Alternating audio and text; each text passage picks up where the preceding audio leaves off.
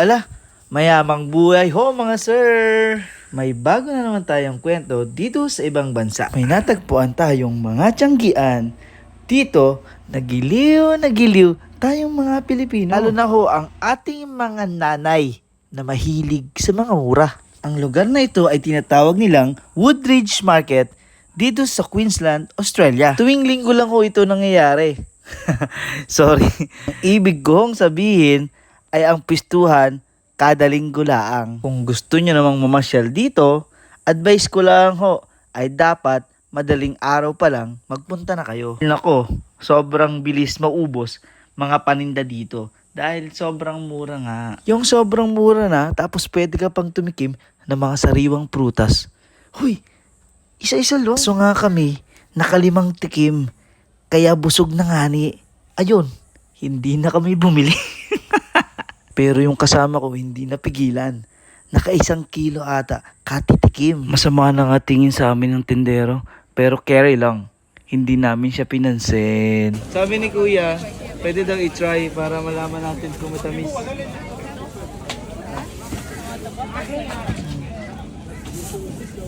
Try po natin.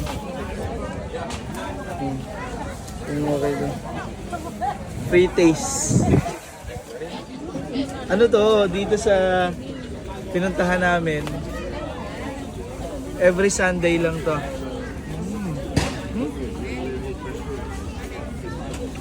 So, may isa pa tayo, paano tayo makita? Hindi tayo papakita, buha ulit tayo. Ano pa? Pangalawa na to. Huwag kayo maingay ah. Pangalawa na. Sobrang sarap. Libre. Bago tayo matapos dito, busog na tayo. Mga free taste. Iba-iba pong lahi nandito. May mga from Africa, from Vietnam, from Philippines. They have also dragon fruit. How much is the dragon fruit?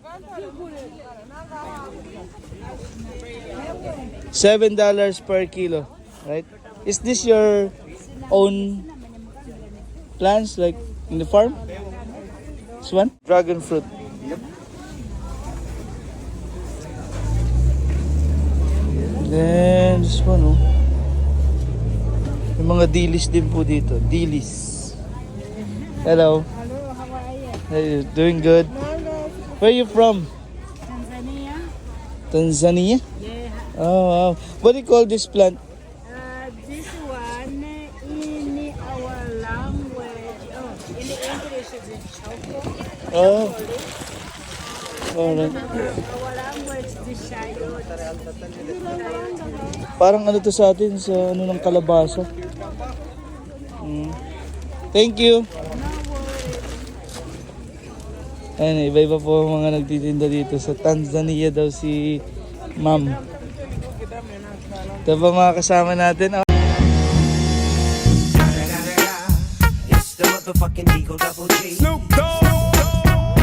Nabili mo? Ay, wala pang nabibili. Uy, ano natikman mo na? Grabe to. Nakadalawa ako dong lychee show, 3 daw. Lugi tuloy ang manininda galing bundok. Bihira po kasi dito to. Nakita namin, oh. $2. Isang bugos? Yes, I think. Ang mahal. $2. So parang 72 pesos. Isang tali ng malunggay. Ay, ginto ang malunggay dito. Ito yung mga presyo dito. Eggplant, cucumber. $6 yung cucumber. Mahal ngayon, eh. Yan, isang haba po to, oh. Parang Divisoria. Pagkatapos namin mamili ng prutas, hoy! Lumamon pala ng prutas for free. Dito naman kami pumunta sa Tiangge ng mga pagkain. O turo-turo. Parang ganun sa ugbo ng Tondo, pero sobrang mura talaga dito. Marami kang pagkaing pagpipilian. Merong Vietnamese, Malaysian, Chinese, at Indian, pero solid talaga yung isa sa mga natikman ko. Tingnan nyo to.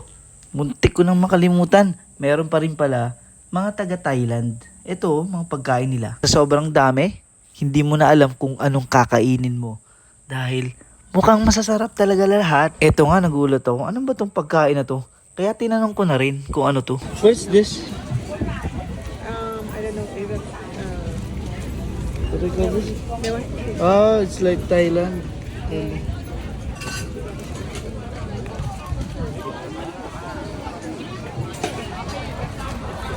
Eto nga pala yung napili kong pagkain. Tara, itry natin. Parang galing Vietnam yata itong mga pagkain nito kasi marami silang nilalagay ng mga spices. Try natin, yung mukhang masasarap. Ah, nag-voice over na nga, mali pa. Ito pala ay galing sa Thailand.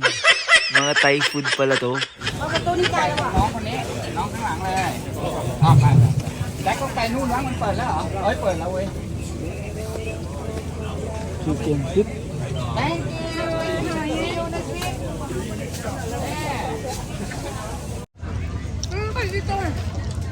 Sarap.